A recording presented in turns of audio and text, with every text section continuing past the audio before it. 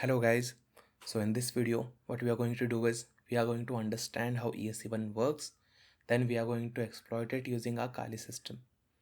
So to understand how ESC1 works, let's navigate to our domain controller where the certification authority is installed. If we go to tools, then certification authority, here we can see we have the SnailSec a certification authority. If we expand this, right click on certificate templates, then if we click on ESC1 vulnerable template, here we can see in the subject name, supply in the request essentially means that we are going to supply subject alt name in the certificate request itself. Then in the issuance requirements, as you can see, we don't have any issuance requirements. For that, if we navigate to security, we have a low privileged user named John. So John is a domain user who can enroll in this certificate. Then if we navigate to extensions, as you can see, we can use this certificate for client authentication as well. So these are all the requirements which are fulfilled for us to exploit ESC1. Now, if we navigate to our Kali system, right? So first, let's run the certipy find command, which will find all the vulnerable certificate and certification authorities in our domain. So if we do this, so find is a function of the certipy tool, then username is John, and password is test@12345 bang, then target IP is 192.168.0.115.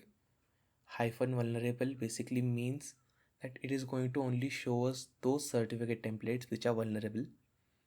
Hyphen enabled means that it's going to show us only those certificate templates which are enabled.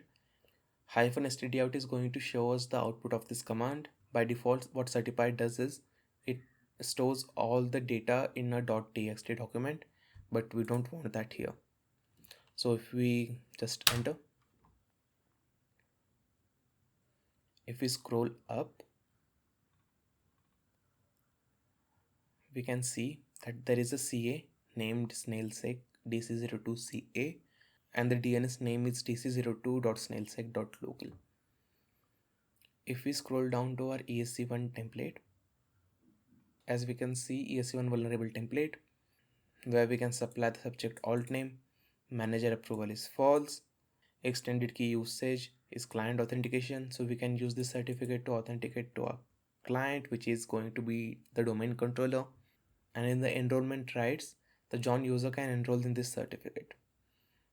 So what we can do is clear this, then certipy request. So this is going to be our command. So we are going to request a certificate. Username is same, the password is same as well. This is the CA name, snailsec-dc02-ca. The target is dc02.snailsec.local. This is the name of the template which is vulnerable to ESC1. Then UPN. So in this case, we are going to bind domain administrator to this certificate. Then we can just press enter.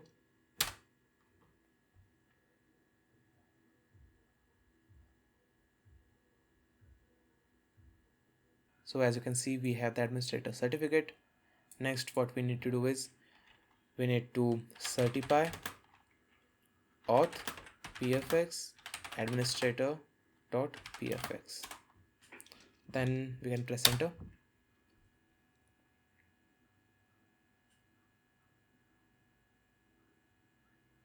As you can see, we have the NTLM hash for the administrator. So using this hash, what we can do is we can just copy the second part, right?